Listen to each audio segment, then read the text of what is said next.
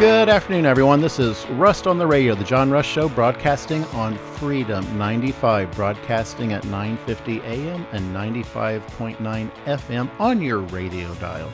The right station for talk, broadcasting all across the beautiful fruited plain of Indiana. So, folks, welcome to the show. Today, we're going to go into, of course, the big news this past Tuesday was the election. And I am here in the studio with Justin. Welcome to the show, Justin. Thank you, John. Always happy to be on the show. The redneck Republican, Justin, right? That's exactly right. I saw that. I really like that. Do you? I'm glad. I thought that was cool. I thought that was cool myself. I thought that's great. So, folks, on Tuesday, we had a massive election. Throw the incumbents out. Absolutely. What a fantastic result to get rid of so many entrenched incumbents who had been in the Indiana State Senate for decades, and literally decades, that actually voted for, and this is what got my ire up on so many of these people, is a lot of these scumballs had voted for the two primary rule, which is used to keep 81% of Hoosiers from running for political office. They used that law, folks, to keep me from running for the U.S. Senate in 2024, because Jim Banks had to be protected. He had to be ushered in to office without a real vote, without a contest, because they knew I would win, a farmer, because people are sick of career politicians like Jim Banks. And here in the 6th District in Franklin, where this show was being broadcast from, look at what happened to Jefferson Shreve. So, Justin, there was big news on that. Sarah Janice Brown came so close to actually beating Jefferson Shreve.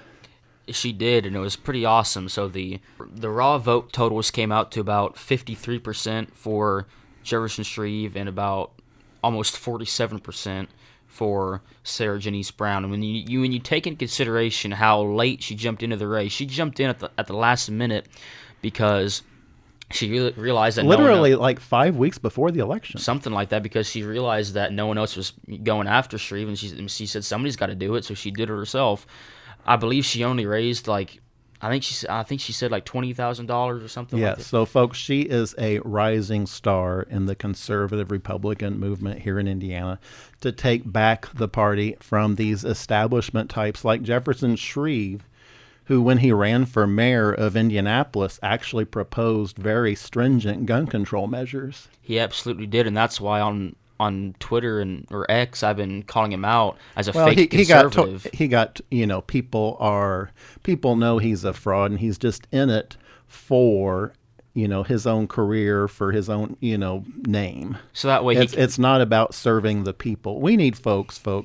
We need folks who will actually work for Hoosiers, not go there and trade stocks. That's what Jefferson Shreve was doing, folks.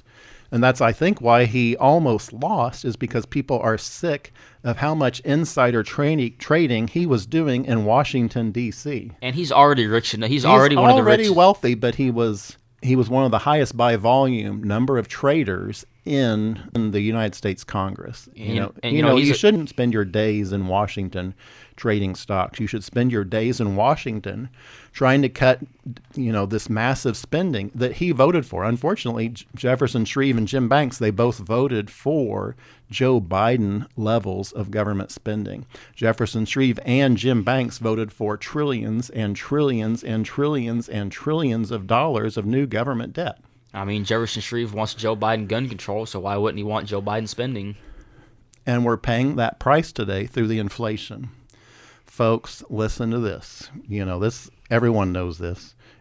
Gas in Indiana has recently surged. I think the average right now is $4.79 a gallon in Indiana. That's what I paid this morning coming into the studio. $4.79. Yep, that's exactly folks, remember, and this is before the Iran war, I paid $2.19 a gallon for gas. Mm-hmm.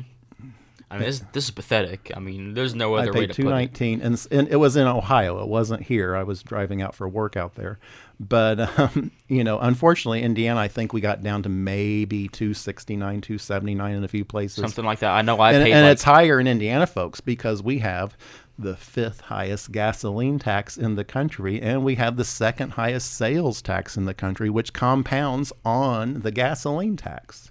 And, this is all thanks to these incumbents that, thankfully got beat last night, because these are the people that put these policies in. Well, that's folks, that's why gas, even at the cheapest it got was $2.79, was still 60 cents a gallon more than what people were paying in Ohio. Because I paid $2.19. And Kentucky, I live close to the Kentucky border on Yes, the river. and it was even cheaper down there. I mean, it's just crazy. You live in Madison, you're paying like $2.70. You go across the bridge to Milton, Kentucky, you're paying like $2.30 a gallon. It's like there's no sense in that. So, folks, the big news: there were a lot of Indiana State Senate races that incumbents fell by the wayside for, and fortunately, we got rid of a lot of bad eggs. A lot of people that voted for the two primary rule. A lot of people that voted for SB 1 last year, which authorized tolls for every mile of Indiana interstates.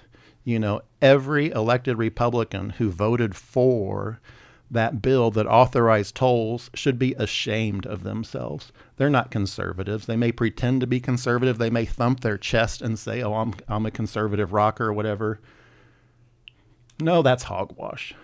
You can't keep forcing working Hoosier taxpayers to pay more and more while we are subsidizing. And I think this is why people are furious in the state, and that's why people are listening to this program. They are furious with how the Indiana GOP establishment and these pretend conservatives, I call them these trans conservatives, who pretend to be, something they are not, why they are pushing so many taxes on Hoosiers, and why Hoosiers are fed up and voted the incumbents out when they had a choice to vote against the incumbent. A lot of quote unquote conservatives won their primary, but they were not, unfortunately, there were not candidates to go against them that were actual conservatives. And I want to repeat something, folks, because this is a big deal. People, I believe, in Indiana are fed up with our high gasoline tax, and they are fed up with our high sales tax. They are fed up with our ridiculous property tax. Look at what property tax assessments are doing.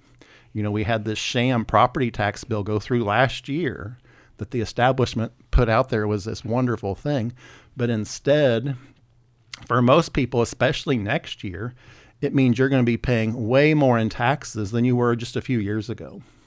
It was not a tax cut other than a brief reprieve to really trick Hoosiers into having to pay more because your assessments are going up, folks. And that's the big deal. And that's the key behind all this, is how property taxes are assessed. I think at a bare minimum that it should not be going higher just because your property went higher in value, because you may never want to sell your home. Why on earth is the GOP establishment, like Elizabeth Warren and the liberal Democrats all across the United States now, trying to push taxes to tax unrealized gains? And folks, that's key. A property tax assessment that increases the value of your home and thus your tax rate is really a tax on a unrealized gain. That means even though you have no intention of ever selling your house, you're going to have to pay more and more to the government just for the quote-unquote privilege of living in the house you paid for. That is dead wrong. If you pay for your house and you own your home, there's no reason why you should be paying rent to the government, and there's no reason why they should be jacking it up year after year just because they want to. And folks, the proof's always in the pudding. This isn't just my opinion. These are based on facts. Folks, listen to this. Indiana is number one in home foreclosures in the United States today. Indiana, a red state with a supermajority alleged Republican government with the Senate and the Assembly and the governorship. Why are we being taxed so much to the point where people are right and left starting to lose their homes because the assessment is nailing so many people? Literally, it is forcing them out of their homes. That's absolutely wrong. And it just shows these people don't care about Hoosiers. All they care about is trying to squeeze every single penny that they can out of us. And so, folks, there was a groundswell of people showing up to vote against incumbents. And that, that happened in the local state Senate race here. It happened all across the state of Indiana. I mean, that even got down to the county level. In Ripley County, we had a county council race where the incumbent was actually beaten by about 20 percentage points. And well, and I tweeted this out before the election. I agree with Rob Kendall on this. That is, you should always vote against all incumbents, no matter what. Exactly. The problem, folks, everyone runs for office and thinks, oh, I'm going to be a great, senator, congressman, councilman, but they get in there so long, and after a few terms, they look at their job as not serving the taxpayer, but serving the government over the taxpayer. They quit looking at taxpayers as their boss.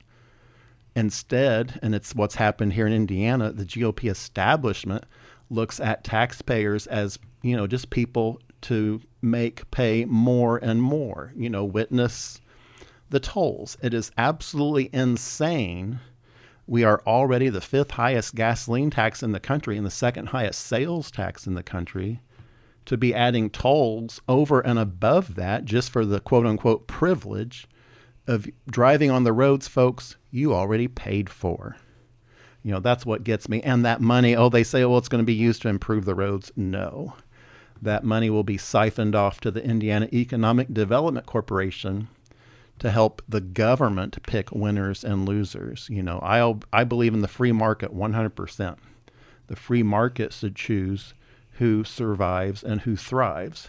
It should not be the government using your tax dollars through tolls to give money to, these out-of-state billionaires, for instance, to build a stadium up, just a few blocks from the Illinois border, very near Chicago, literally just a few hundred feet probably from the Illinois border.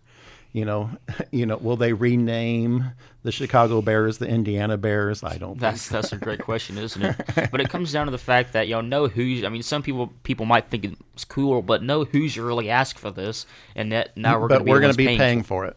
That's the issue. And folks, I'm all for the free market. If the Chicago Bears want to move to Indiana, fantastic, wonderful, great. But that doesn't mean you should be paying for it. It's the same with these data centers. Data centers should not be subsidized with your tax dollars. Data centers should not be subsidized with electricity that you are paying for. Unfortunately, folks, we all know Indiana electricity prices went up 17% last year and up 9% the year before that. Why? Because all these data centers are being built. They are driving up your utility bills. And in many cases, these data centers get 50-year tax abatements. Why on earth should a working Hoosier taxpayer, you're more than likely driving to work if you're listening to the show perhaps. Why do you need to be paying for Mark Zuckerberg, a near trillionaire, made as $1 trillion company now? Why should we as taxpayers be subsidizing a data center for him to take over more and more of the economy? I call those tax abatements, that is really just that is forcing Hoosier taxpayers to subsidize our own demise. It is. So folks, we're out of time for this segment. When we come back, we're going to continue with election results this past week. There's been an interesting development on Diego Morales, our Secretary of State. Find out whether he could even win to be a delegate to our Indiana convention. This is John Rust on the Radio. Stay tuned.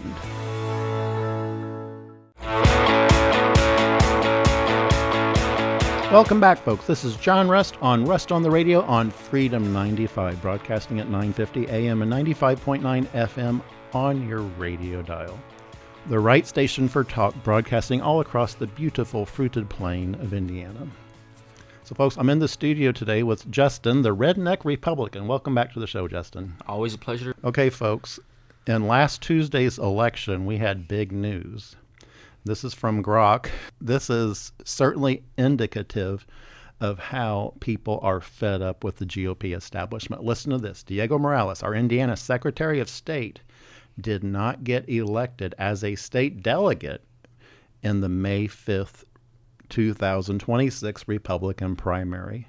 The voters who know him best said no. They did not even want him as a state delegate. Good Lord, what's going on with that? I mean, it's absolutely pathetic, and it shows exactly why at the convention, People Republicans should be voting for, I think people should absolutely be voting for David Shelton. exactly David, because it just shows time and time again that Diego Morales is a risk that the Republican Party cannot take. Now, if you look at the election, if the Democrats were not going to run Bo Bai, if they were just going to run Blythe Potter as the Democratic nominee, okay, fine. Still, Diego Morales isn't the best candidate, but I wouldn't be as worried. But when you've got a candidate with the last name of Bai, whether or not you like the Bais, everyone has to admit that the name Bai is a big name in Indiana politics. Just like the Caseys over in Pennsylvania, the McCains in Arizona, Bai is a popular name in Indiana politics. With the Democrats most likely running Bo Bai, we cannot mess around in this election. Whether or not you might think all these accusations against Diego Morales are unfounded, you have to admit they're there, and we just cannot take the risk. David Shelton, there's nothing wrong with the guy. Perfectly, he's been a great county clerk, great candidate. No huge scandals like would have plagued Diego Morales. I mean, I've said this time and time and again. The most common sense nomination you could ever have is nominate David Shelton for Republican Secretary of State for Indiana. Let's go back to Diego Morales' Secretary of State race. Again, this is coming from Grok. It says the top vote getters who won the 6 spots included a Mark Hawkins with 760 votes, Adam J. Harvey, 744, Jeffrey Roeder with 680, Michael McQuillan, 678, Karen L. Glass with 644, and Matthew Huckleby with 622. Do you want to guess how many votes Diego Morales got? 264. Oh my gosh. Wow. He lost by about 400 votes. This just shows you that, like you said, the people who know him best know that he's not the guy. Right. Well, and, that's why I think he will absolutely lose this fall, because people are fed up with the GOP money establishment. As evidenced by the Tuesday election, folks, people threw all the incumbents out that they possibly, that they could. That was great.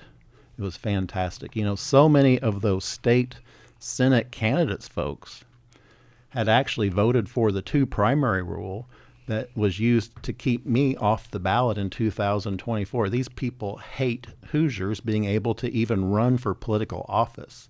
So it was wonderful to see so many of the people that voted for that awful 2 primary rule were removed, by the vote of the people, amen. Exactly, done by the democratic process. And I think it's funny that, you always call that the Incumbent Protection Act, where I think it's funny, in the end it didn't matter because they were incumbents, but they were not protected. They were not protected by the will of the people. Well, and people are, they're upset about property taxes. They're upset about data centers. They're upset about tolls. They're upset about gas taxes.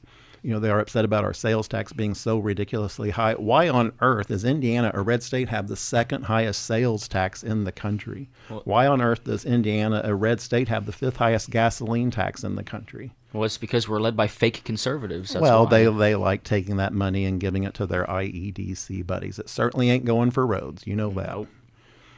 Folks, and, I think this is why Jefferson Shreve has, he did win a narrow victory.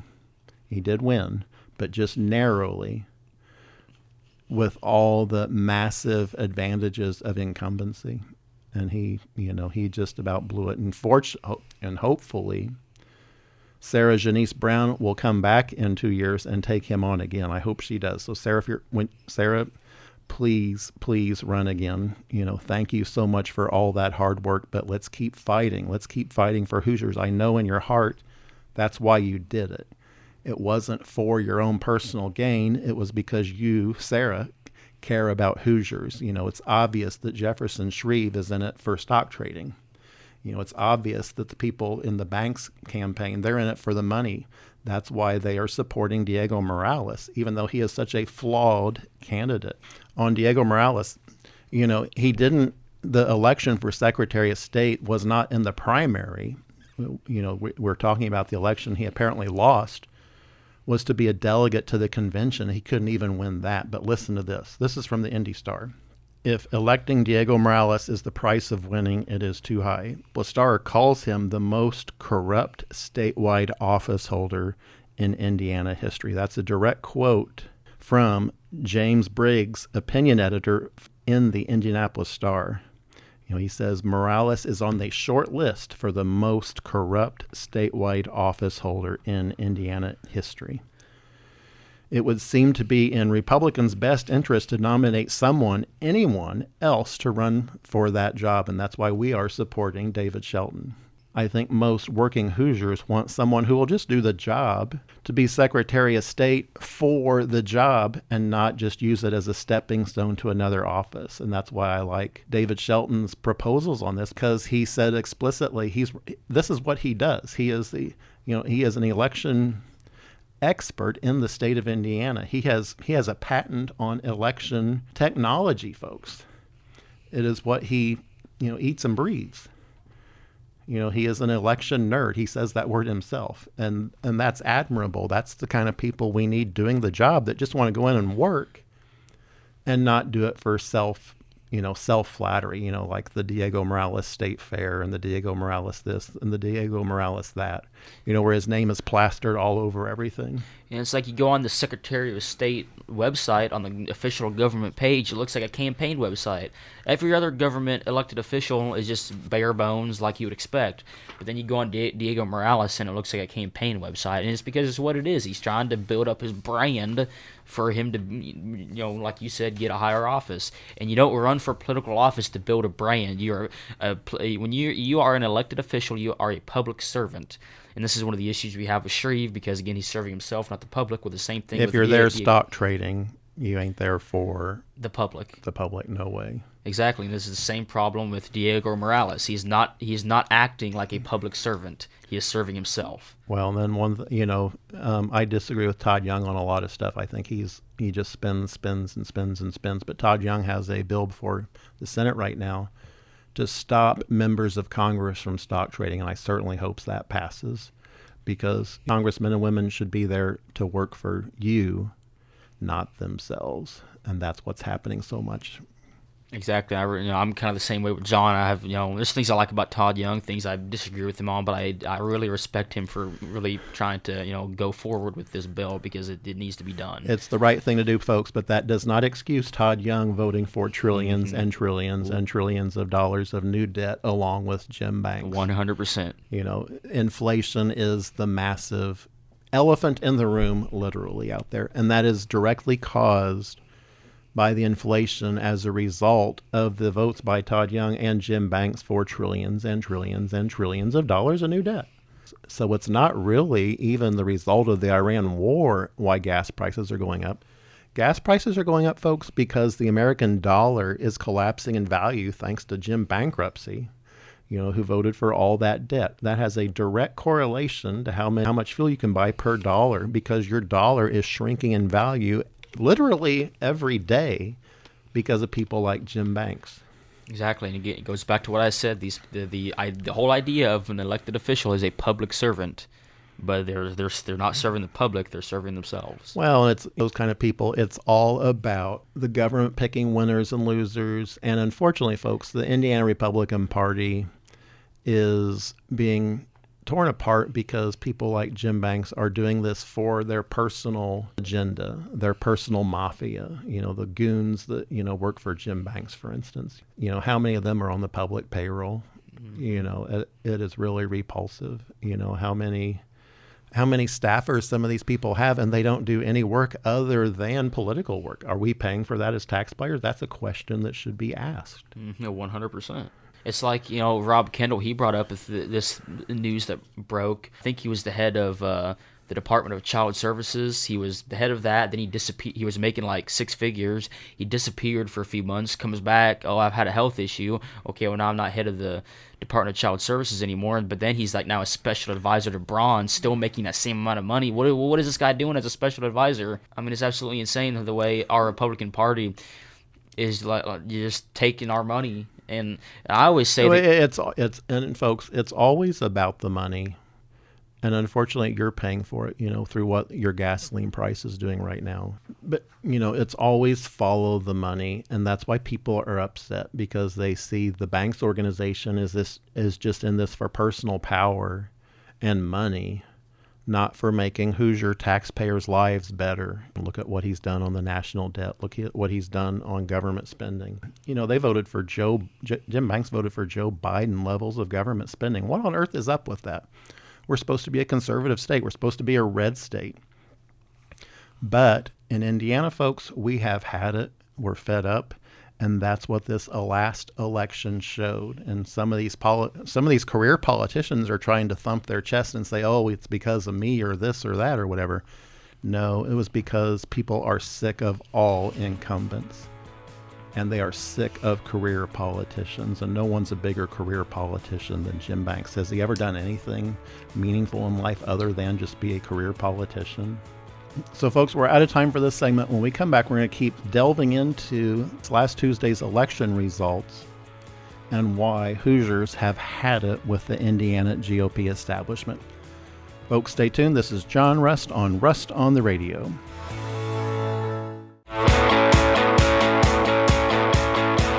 Welcome back, folks. This is John Rust on the Radio, broadcasting on Freedom 95, 950 AM and 95.9 FM on your radio dial, broadcasting all across the beautiful fruited plain of Indiana. And I say fruited plain every few episodes. For the new listeners out there, I want to say where I got that from, and that was from Rush Limbaugh.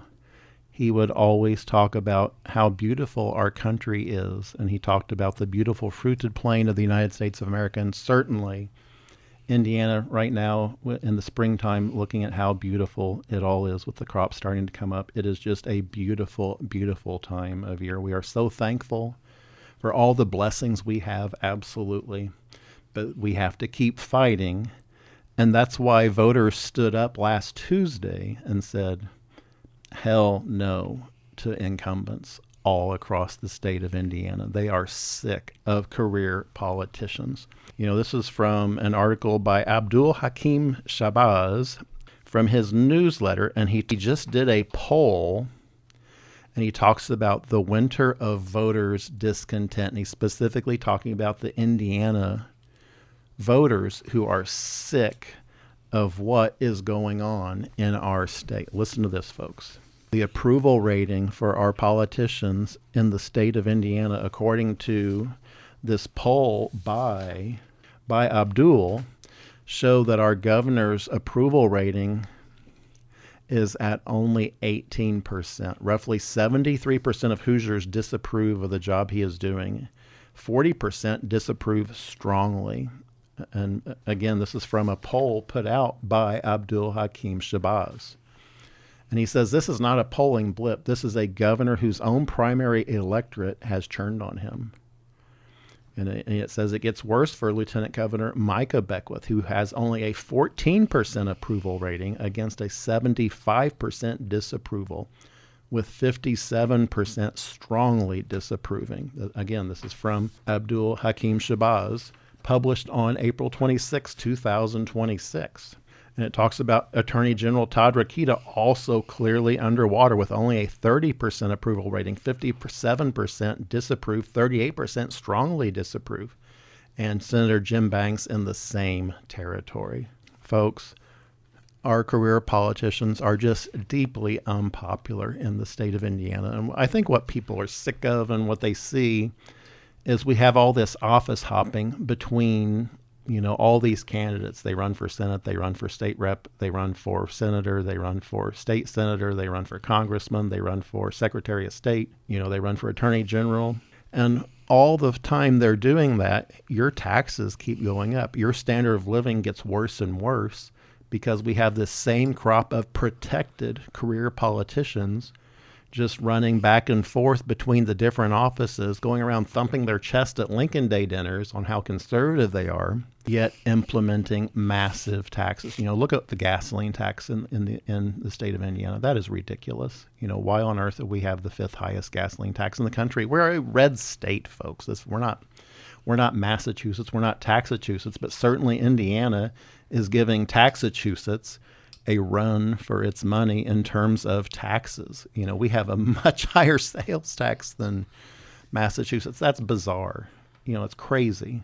And again, folks, that's why people voted all these incumbents out all across the state, is because they are sick of the status quo. They are sick of these career politicians who give us quote unquote property tax reform. But in the end, it just means your assessment is going up and up. We all got our assessments lately. You know what they're doing. They all went up exponentially for many people, tens of thousands of dollars for many people. Folks, that means next year your rates are going to go up even more than what they did this year. Even though we got a small rebate this year, it certainly won't cover up for what the assessment's going up next year.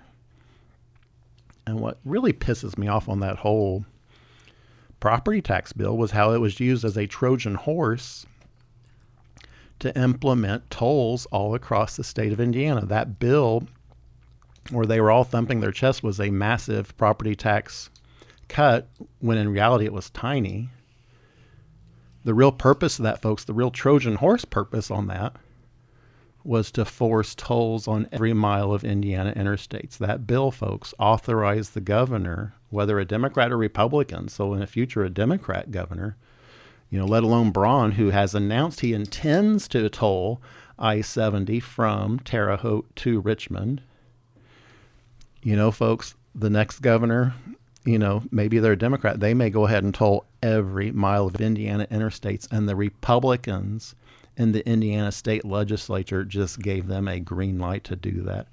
They lost all their authority to even stop it because they passed that bill through SB 1 last year. It was a Trojan horse. And that's the big story that I think people are missing, is how, they were going to say, we're going to use that toll money to, add an extra lane to I-70.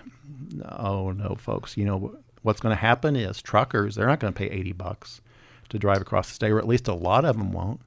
They will divert. They'll go across I-64 across southern Indiana and take 40 or 50 across and avoid any toll whatsoever. Are we going to start tolling the 2-lane highways too? Is that coming up next? Because that's what will happen, is all these trucks will just be forced on our local roads and making it much worse for our local driving conditions, all because we're taking all this toll money to be used to pick winners and losers. And again, folks, it's not for the roads. So it's so that the IEDC, this unelected board, can decide who wins and loses in our Hoosier economy.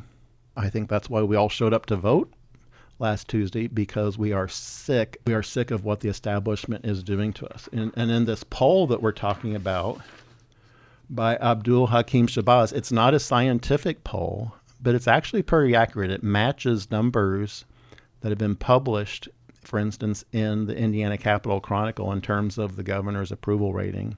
So I think it's actually a pretty good indicator of where our candidates stand. And it's interesting, we talked about Diego Morales apparently losing his vote, his race to even be a delegate to the Indiana State Convention. He lost that apparently. I mean, if he's going to lose that, he's guaranteed to lose Secretary of State. Come on. Well, listen to this, folks. According to this poll, again, this is from Abdul Hakim Shabazz. He did a poll and it lined up. Listen to this. Greg Ballard was at 33%, Bo Bai at 26%, David Shelton was number 3 at 17%, and Diego Morales, the incumbent, the establishment money candidate, was only at 14%. So David Shelton's already beating Diego Morales, amongst conservative voters. And Abdul was very specific on this. He believes most of the voters in his poll were actual conservatives. Mm-hmm. So that's very interesting, and I think David Shelton has an excellent chance of beating Diego at the convention and thus saving the Indiana Secretary of State race for the Republican Party. We have to say, we have to save the Republican Party from itself. It's sad we have to say that, but they are so in love with the money that follows Diego around, that follows the Banks camp around. That's all they care about, is the money, instead of actually working for you, instead of actually working to lower our nation's budget deficit, instead of working to lower government spending. All they care about is money and their personal power, not about you. Exactly, and it's what it's going to do.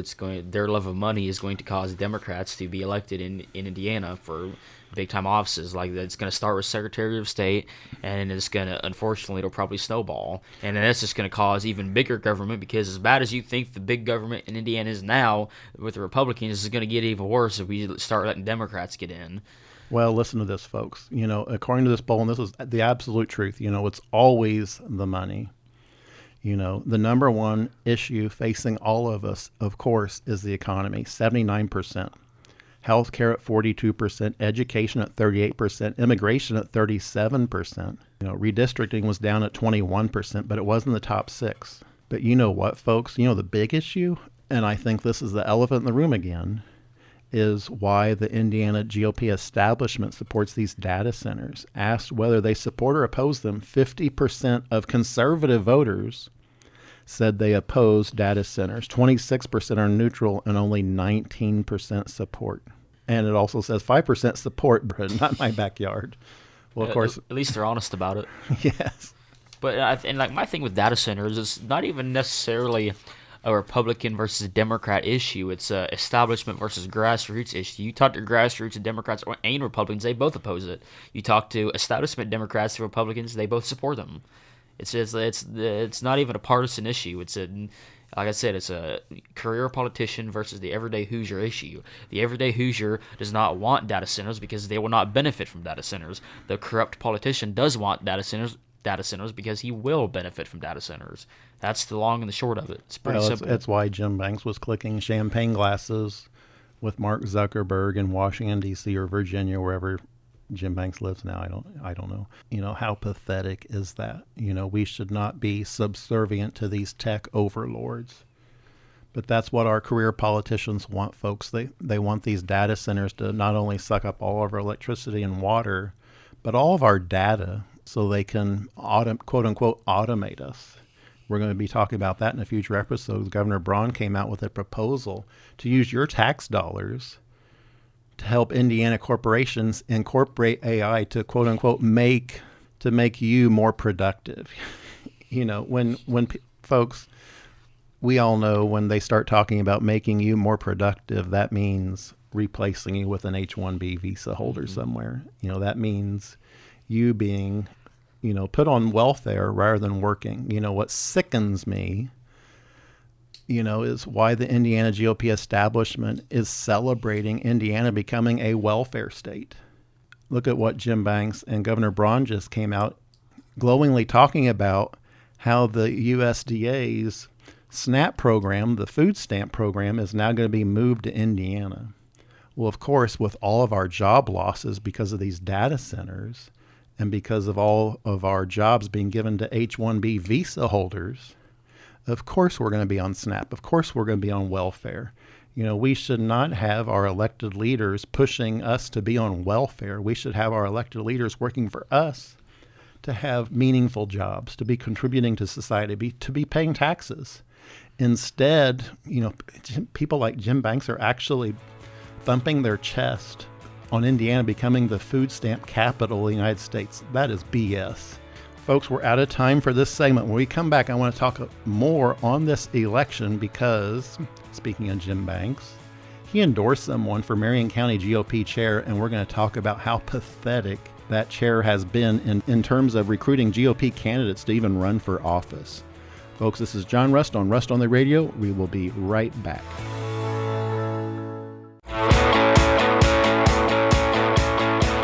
Welcome back, folks. This is John Rust on the Radio on Freedom 95, broadcasting at 950 AM and 95.9 FM on your radio dial.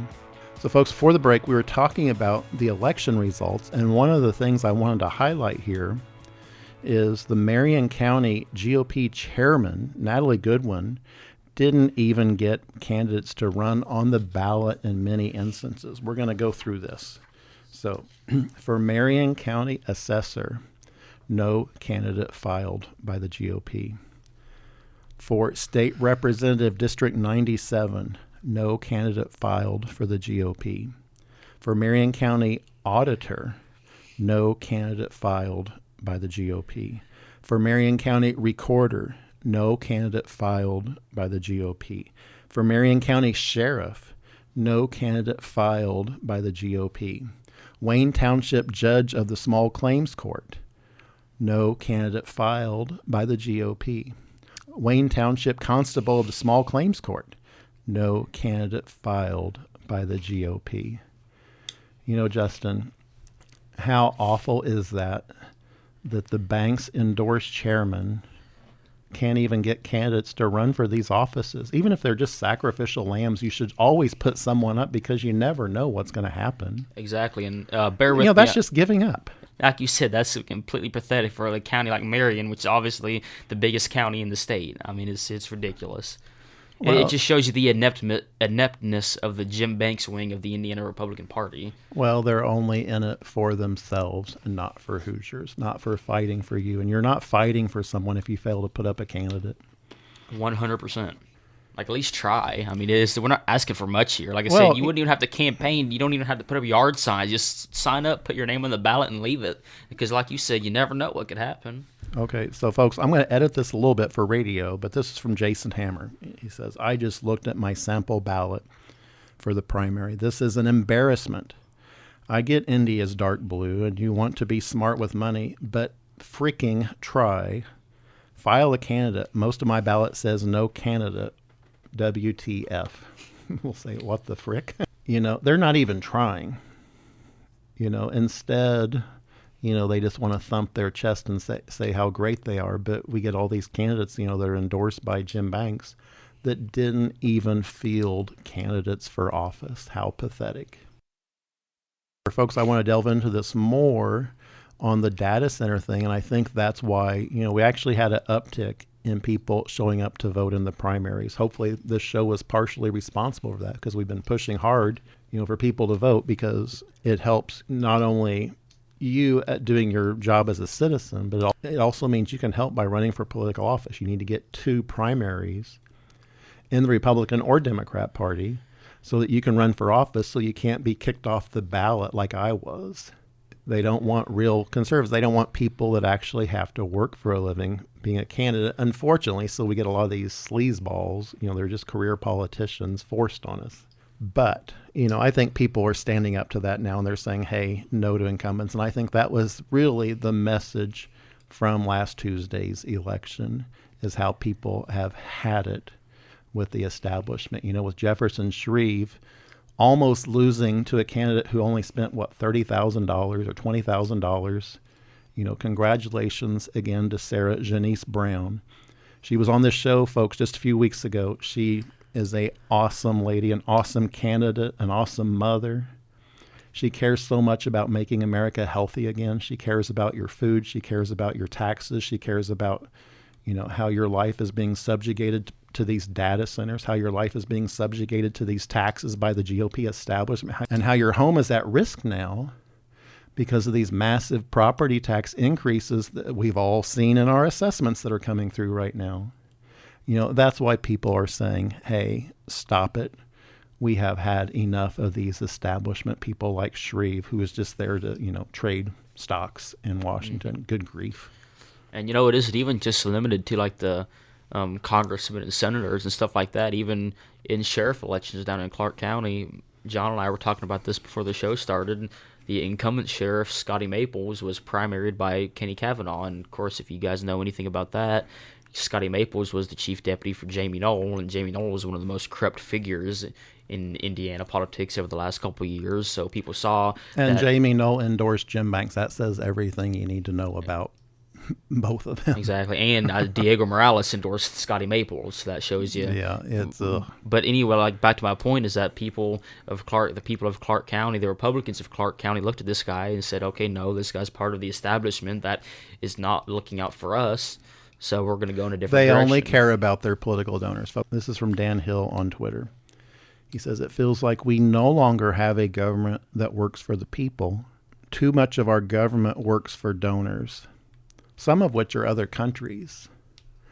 And folks, we're going to be delving into that subject in a future episode. But again, I want to offer so many heartfelt congratulations, so much heartfelt thanks to Sarah Janice Brown for running, for putting her name on the ballot, for standing up for Hoosiers.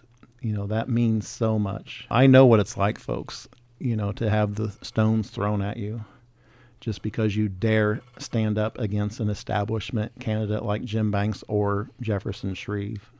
Just look at who we get forced on us. And, folks, in the case of Jefferson Shreve, I want to put out a warning here.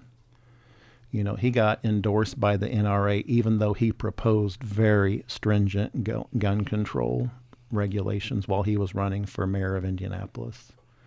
In my opinion, that should automatically take him out of contention for even being a Republican congressman from the state of Indiana when he is all for gun control, not for Second Amendment rights. Exactly, 100%. And this is why I don't trust the big PACs and things like that, because a lot of times they don't actually align with what you think they would. Like, why would the NRA want to support Jefferson Shreve? There's no sense in that. And folks, you have to watch out, for all these endorsements, like the Farm Bureau, that you think, oh, that's a farmer organization. No, that's an insurance organization. Sorry to put it bluntly. If Farm Bureau is not endorsing an actual farmer, that means they're in it for the money, and they endorse Jefferson Shreve. That says everything you need to know. It's always about the dollars to these people. And that's why you have to stand up and say no to all incumbents. Even if it's me someday, vote against me if I'm the incumbent. And I mean that. People ask me why I didn't run. I said, well, I'm going to run for something someday, maybe. I don't know. I might not, but I might again. But I don't want to become indebted to the establishment and become just another leech like Jim Banks, who I think started out meaning well, but you get into office and then all you care about is your reelection, and so you lose sight of why you ran in the first place. I don't want to lose that, and I don't want to just run from one office to another. When I run for something, I want to sincerely run for that office exclusively. I want to do 2 terms and get the heck out of there. I just don't believe in serving more than a few terms, folks, because what happens, and this is what happens over and over again in 99.999% of cases. Thomas Massey is the rare exception. But 99.999% of the time, these career politicians, they get turned in office. And what I mean by that is they start looking at government as their beneficiary. They view government as their God, as who to be protected over Hoosier taxpayers. And that's wrong. You always have to look at the office as working to protect Hoosier taxpayers, not the other way around. That's why Jim Banks is voting for trillions of dollars in new debt, forcing $30,000 of new debt on every Hoosier taxpayer just last year, folks. $30,000 of new debt. How awful is that? How disgusting is that? Jim Banks should be ashamed of himself. And Todd Young voted for that too. They should both be ashamed for that. So did Jefferson Shreve. So did Aaron Hounchin. So did every member of the Indiana Republican delegation, folks. That's why we have to support people like Sarah Janice Brown, who stood up and almost won. What a classic story that will be, because I hope she runs again, and I think she will win next time. That's a movie in the making right now, is the Sarah Janice Brown story. So folks, please go to johnrust.com and go to either Spotify, iHeartRadio, YouTube, and look back, if you missed it, the interview I had with Sarah Janice Brown just a few weeks ago. It was an incredible interview, and I think it shows from her heart why she should be in Congress and not someone like Jefferson Shreve, who is just in it to stock trade. And folks, that's why we all stood up this last Tuesday and said, enough is enough. Throw the incumbents out. We almost did that against Jefferson Shreve. We will next time, though. So again, thank you, Sarah Janice Brown. Thank you so much. Justin, it's been a great show. There was a lot of wonderful news in the election, and I think going forward, we have to now work to make sure that that David Shelton is our nominee for the Republican Party for Secretary of State so we can beat the Democrats in the fall. And we have to save the Republican Party from itself. And folks, that's why this show is going to keep running on the air, because we have to make sure we have actual conservatives run for political office, not these career political leeches. So folks, this is John Rust on Rust on the Radio. I'm going to close with my father's favorite Bible verse, Psalm 118, verse 24. This is the day the Lord has made. Let us rejoice and be glad in it. Folks, I will see you all again next week on the radio.